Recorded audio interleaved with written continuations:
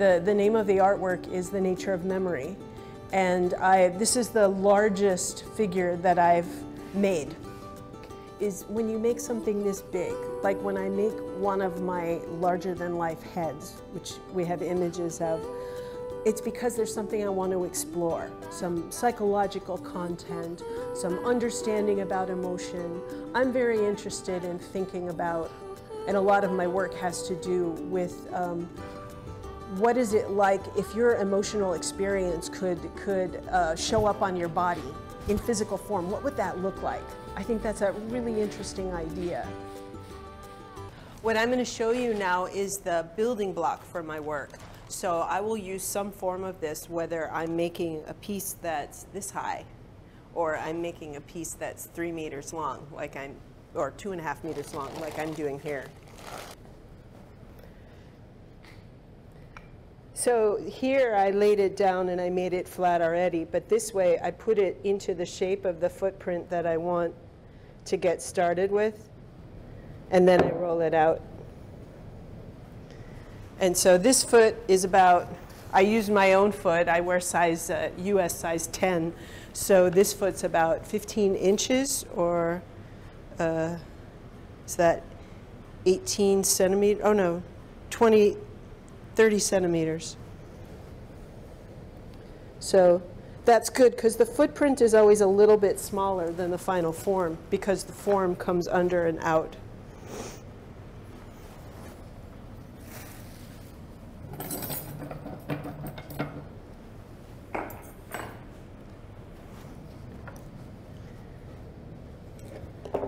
So I need to join this, a little bit of water.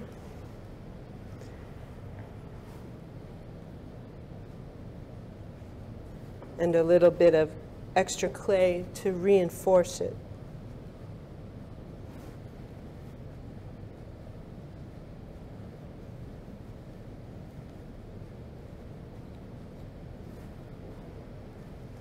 And since I have the opportunity, I do the other side.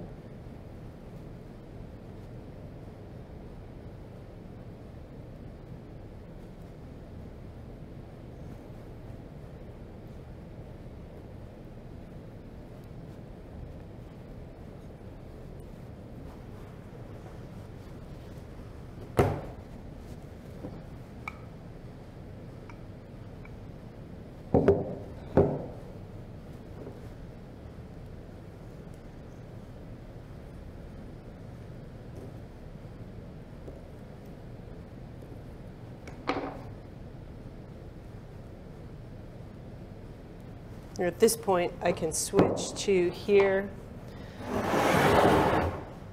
When I'm working at home, I'd have newspaper underneath, but for us, I'll forego the newspaper for now. So it just gets in the way. Okay, so this, to attach these two, first I've started with pressure and some slight wiggling, and then I'm going to come in and attach with my thumb, overlapping so I don't get air bubbles incorporated.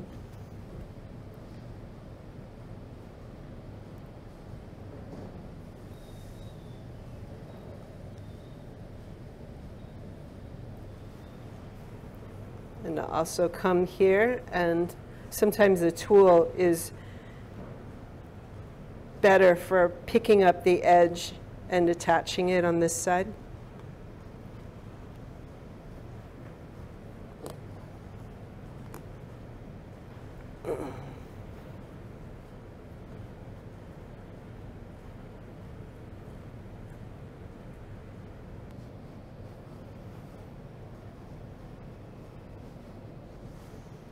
So I overlap and then cut on a diagonal. I can take away the extra clay and then join these two. And this I usually don't score because it's so wet. Sometimes I do.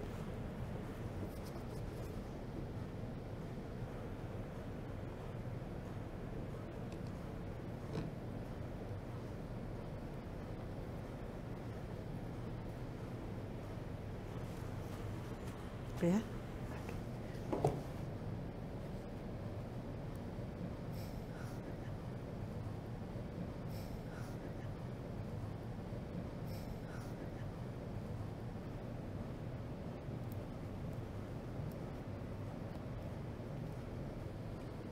So I'm going to add supports in here so you can see them, especially because if this was going to be a standing figure, the foot's going to get folded over and the ankle will be about here. So the support here is very important for all the weight that's going to come later. So I'm going to put another wall in here for where the toes start to drop off.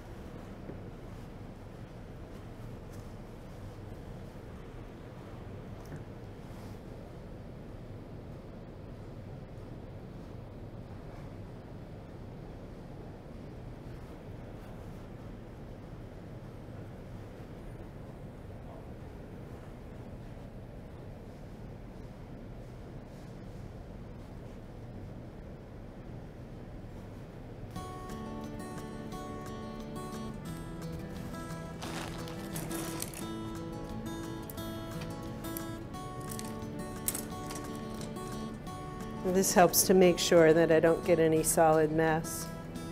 Looks a little funny though. Make sure that I don't get too much clay caught in here so that it creates an air hole in case it gets a little thick. Then where the bamboo skewer was, there'll be air and that air will feed into the volume. Because if I get too much clay trapped, then it could explode in the kiln.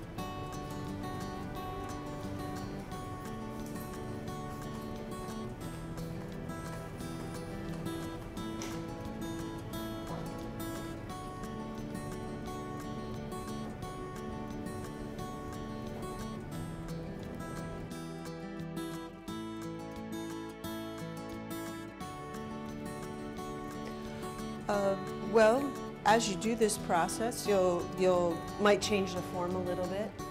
So if I did, I could come back with a knife, and because the clay is still wet, I could open up areas and stick my hand inside. If I push down too hard, because right now it's still very soft, I could change the form. So at this stage, you can do just about anything to the form. So I would cut it open and pull it back out. So that's pretty much it. And like I said, it's very changeable at this point. I could come back.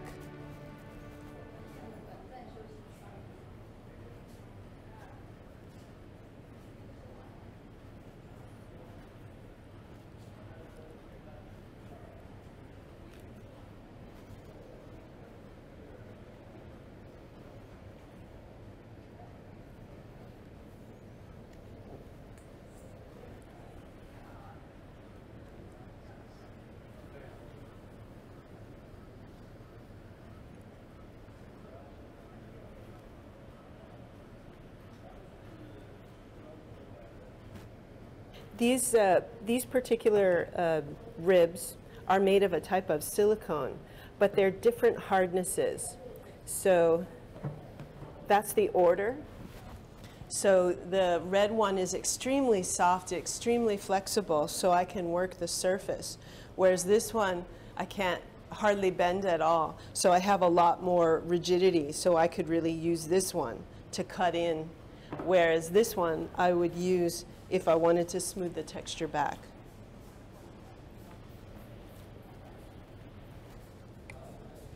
When I'm carving like this, there's a lot of intuitive response. So I'm working back and forth between the idea of the textures that I love and responding to the anatomy of the form. I like to blend the two.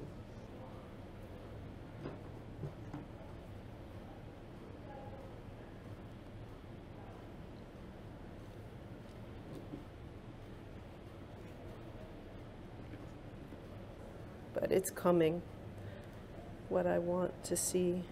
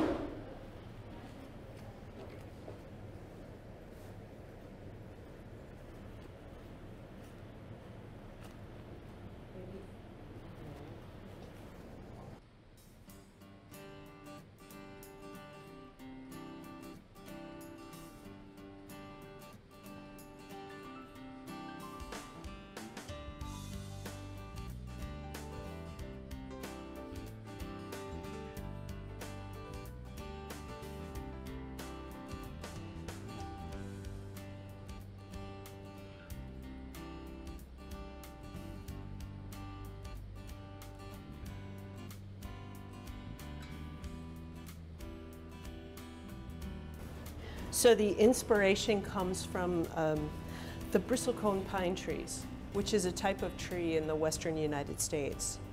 They're some of the oldest living things on the planet. Some of them are upwards of 5,000 years old. And they have a very particular bark that's twisted and spiraled.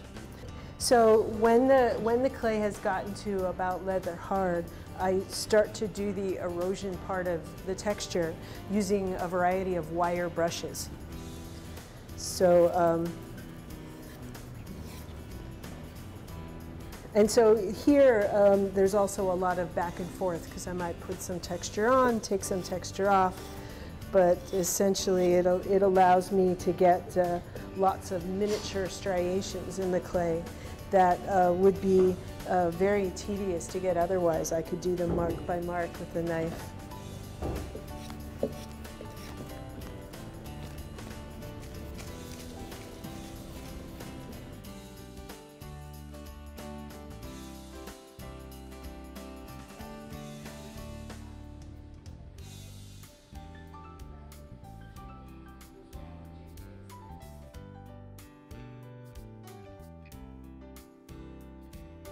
There's an emotional component to it that when you make something that big, you blow it up so that you can really look at it. It's almost like a magnifying glass to make something that big. You can really study an emotion or study an idea.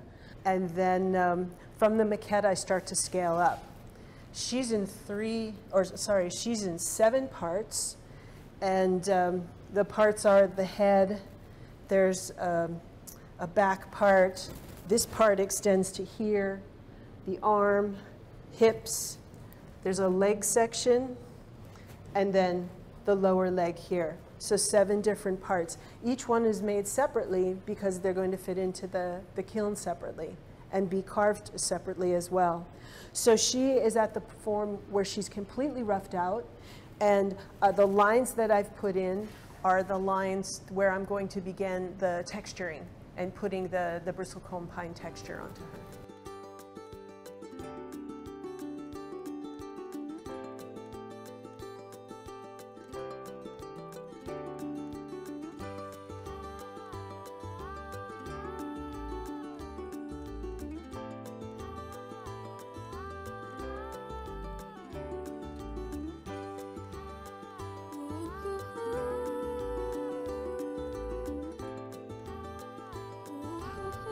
You need to really listen to what the clay is telling you as you're working, to pay attention to the clay.